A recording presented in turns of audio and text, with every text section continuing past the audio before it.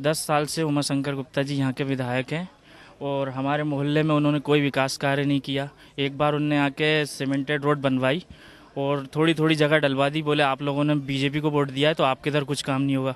Latrine की समस्या, झुग्गी बस्ती वाले लेटरिन करने जाते थे, वो लेटरिन टूटी पड़ी है।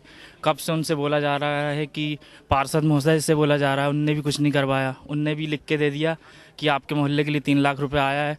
चुनाव आ गए, अभी आके घोषणा करके चले गए, अभी तक कुछ नहीं हुआ। गाँव वाले, ये झुग्गी वाले पूरे सामने जंगल है, वहाँ जाते हैं, महिलाएं तक।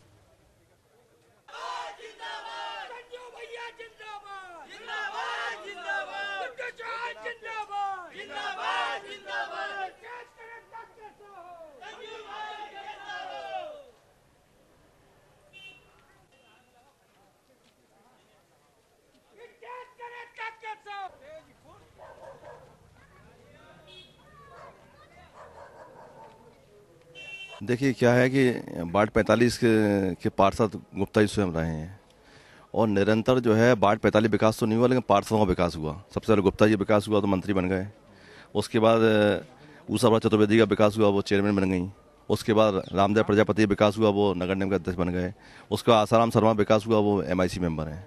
लेकिन वार्ड 45 आज भी वहीं खड़ा हुआ है और विकास की राह देख रहा है। यहाँ पर जो तिमंजिला मकान शिवानी कॉम्प्लेक्स है, 114 की लाइन है, सरता कॉम्प्लेक्स है, यहाँ एक तो पानी नहीं आता। तिमंजिले से आदमी, हमारी माताएं बहनें पानी लेने नीचे आती हैं। चारों तरफ गंदगी का अंबार है। जितने भी योजनाएं सेंट्रल गवर्नमेंट की आई, जवाहरलाल नेहरू योजना आई, उनके तहत नालों को चैनलाइज किया जाना चाहिए था। उनसे निवेदन किया यहाँ की जनता ने जाके कि साहब इन नालों को आप JR योजना में तहत डलवा दो तो चैनलाइज नाले हो जाएंगे, तो पानी, जो नालों का पानी घरों में आता है। आज जो शिवानी कॉम्प्लेक्स एक बढ़िया कॉलोनी है, एक मानी हुई कॉलोनी है, माशा कॉलोनी की मानी हुई कॉलोनी है, जितनी भी सरता कॉम्प्लेक्स है, जितनी भी कॉलोनी पास कॉलोनियाँ हैं वार्ड 45 की, उमाशंकर गुप्ता आज मंत्री हैं तो इस वार्ड के कारण है। इस वार्ड की जनता ने वोट देकर उन्हें जिताया था। अगर इस वार्ड की जनता वोट नहीं देती तो आज मंत्री नहीं होते। सबसे पहले इस वार्ड 45 ध्यान रखना चाहिए उमाशंकर गुप्ता जी को। लेकिन पिछले 10 साल से इस वार्ड जनता को धोखा दिया है, चाहे वो पास कॉलोनी हो, चाहे झुग्गियों में। आज ये क्या हाल है। जवाहरलाल योजना तहत हमारी सोनिया गांधी, हमारे नेता ने योजना भेजी दिल्ली से। सारे भारतीय जनता पार्टी RSS के लोगों के नाम फर्जी उस सर्वे में जुड़े हुए हैं, उनको मकान देने की कोशिश की जा रही है। हाई कोर्ट ने स्टे लगा दिया है। सारे लोग बेचारे सड़कों किनारे पड़े हुए हैं, कोई किराए से रह रहा है, कोई कहीं रह रहा है। स्टे लगने के कारण वो मकान बन के कंप्लीट खड़े हुए हैं, वहाँ पर अलर्ट नहीं हो रहे हैं। और वहाँ पर जो अभी संजीव सक्सेना जी बताया कि नशे का कारोबार उन मकानों से चल रहा है, वहाँ नशा बेचा जा रहा है, वहाँ नशा पिलाया जा रहा है। ये सारा गृह मंत्री की छत छाया में, गृह मंत्री के नाक के नीचे, भोपाल, मध्य प्रदेश की राजधानी भोपाल में जब ऐसा काम हो रहा है तो पूरे मध्य प्रदेश में क्या स्थिति उस भारतीय जनता पार्टी सरकार की होगी, ये आप अंदाजा लगा सकते। कोई विकास नहीं हुआ है, केवल मंत्रियों का विकास हुआ है, RSS और भारतीय जनता पार्टी कार्यकर्ताओं का विकास हुआ है और दलालों का विकास हुआ है।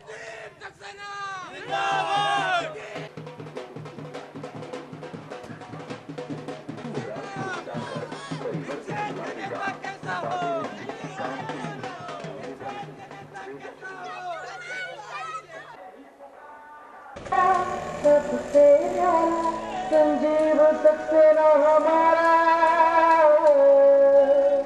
बहुत सारी परेशानियां हैं। आप देखिए, गंदगी है, कचरा है, पड़ा हुआ है।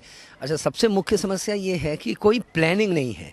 आप कहीं पर एकदम चौड़ी सड़क है, कहीं सकरी सड़क है, कहीं पर जो है वो सड़क की विड्थ बहुत चौड़ी है, कहीं कम है। दूसरी चीज़, पानी जो है साफ़ नहीं हो रही है। सरकारी कर्मचारियों के टंकियों में जो है वो गंदगी जमी हुई है, सफाई नहीं होती है, जो मेंटेनेंस है वो नहीं हो रहा है। और 45 नंबर वार्ड में हर जगह अमूमतन यही समस्याएं हैं। बाकी जो है जैसे मकान का सर्वे हो गया, गलत लोगों को मकान दे दिए गए, तो ये सारी समस्याएं हैं। उन्होंने कुछ किया है नहीं। पास्ट 15 ईयर्स से जो है उनको रिप्रेजेंटेशन मिला भोपाल का, महापौर भी रहे, 10 साल विधायक रहे, होम मिनिस्टर रहे, लेकिन एक भी चीज़ ऐसी नज़र नहीं आती जिससे कि वो फ़ख्र से कह सकें कि ये काम मैंने कराया है। इस क्षेत्र में क्या क्या शिकायतें हैं लोगों की? एक तो वो आते नहीं हैं भाई, इंसान दुख सुख में साथ रहे, आते नहीं हैं। और उनके एक घेरा है असामाजिक तत्वों का, वो आतंक मचाए हुए पूरे क्षेत्र में। जो एक बहुत ही अलार्मिंग चीज़ है भोपाल के लिए कि साउथ वेस्ट कॉन्स्टिट्यूंसी एक बहुत शांत कॉन्स्टिट्यूंसी मानी जाती थी। 9 बजे बाद आपको सड़कों में, 9:30 बजे बाद अंधेरा होने के बाद 1-2 आदमी दिखाई देंगे, कम है। आप सिटी में जाएंगे तो रौनक रहती है, लोग रहते हैं। यहाँ के लोग उनका रात जल्दी शुरू हो जाती है। लेकिन दक्षिण पश्चिम को एज ए होम मिनिस्टर उनके रहते जिस तरह से उन्होंने क्राइम को बढ़ावा मिला, एकदम से मर्डर्स होने लगे, गोलियां चलने लगी, जो है एक्सटॉर्शंस होने लगे, तो वो उसके 3 कारण हैं। सबसे पहला अनएम्प्लॉयमेंट, जो बच्चे यहाँ आ रहे हैं, जो पेरेंट्स मेहनत से बेचारे खून पसीने की कमाई से पढ़ा रहे हैं, वो यहाँ एम्प्लॉयमेंट नहीं पा रहे। दूसरी चीज़ नशा, इन्होंने नशे को बढ़ावा दिया। और मैं नहीं समझता, मैं कोई टिप्पणी या टीका नहीं करना चाहता, बट आपको मैं बताऊं कि भोपाल इस समय ज्वालामुखी बना हुआ है नशे के। आप पान की दुकान पे चले जाइए, जो है उनके पीछे गलियों में चले जाइए, जो है नशा खुलेआम बिक रहा है। न केवल शराब तो आप देख ही रहे हैं रिहायशी इलाकों में है, लेकिन ऐसा सूखा नशा बिक रहा है जो यूथ के लिए बिल्कुल घातक है, कोई रोक नहीं लगाई गई। तीसरी इंपॉर्टेंट चीज़ कि उन्होंने असामाजिक तत्वों को मोहल्ला सुधार समिति में ले लिया। उनका एक विज़न था, उन्होंने एक मोहल्ला सुधार समिति बनाई और टीआई को कह दिया कि मोहल्ला सुधार समिति के अध्यक्ष के कोऑर्डिनेशन में ही आप थाना चलाओगे। अब टीआई को यदि मान लीजिए किसी गुंडे बदमाश को या कोई असामाजिक तत्व को समझाना है, तो वो पहले मोहल्ला सुधार समिति के आदमी को लेगा। टीआई बेचारा खड़ा हुआ है और जो है मोहल्ला सुधार समिति के उनके असामाजिक तत्व बैठे हुए हैं। जो भाजपा का अच्छा कैडर है, जो अच्छे कार्यकर्ता हैं, हर जगह होते हैं, उनको इन्होंने पीछे किया, उनको भी इन्होंने आगे नहीं आने दिया। केवल एक घेरा बन गया सामाजिक तत्वों का। कमला नगर थाने में घुस के पुलिस वालों की मारपीट आपके सामने उदाहरण है। पुलिस का मनोबल गिर गया। पुलिस का मनोबल जब गिरा तो भाई क्राइम बढ़ता चला गया। भाई पुलिस को आप काम करने नहीं दे रहे हो, हस्तक्षेप कर रहे हैं उनके जरा से नेता जो है टीआई से ऐसे बात कर रहा है सीएसपी से कि जैसे कि वो उनके नौकर हो। पुलिस सुरक्षा के लिए होती है, पुलिस को संबल नहीं बनाएंगे यदि आप, तो फिर मनोबल गिरेगा, तो पूरे क्षेत्र के अपराध का ग्राफ बढ़ेगा, जो दक्षिण पश्चिम में हुआ।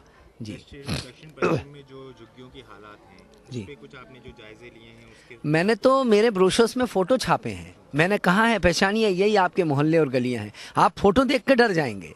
मैं समझता हूँ यहाँ किसी भोपाल के रिहायशी दक्षिण पश्चिम में उसके घर के पीछे का फ़ोटो मैं दिखाऊंगा, और यहाँ के जो सार्वजनिक स्थल हैं, धर्मशालाएं हैं, जो धर्म स्थल हैं, जो गरीब लोगों की गलियाँ हैं, पीछे नाले, आप फ़ोटो देख कर डर जाएंगे। अरे इनको परवाह नहीं है आम आदमी की। वोट का रिश्ता होता है, रिश्ते को निभाया नहीं।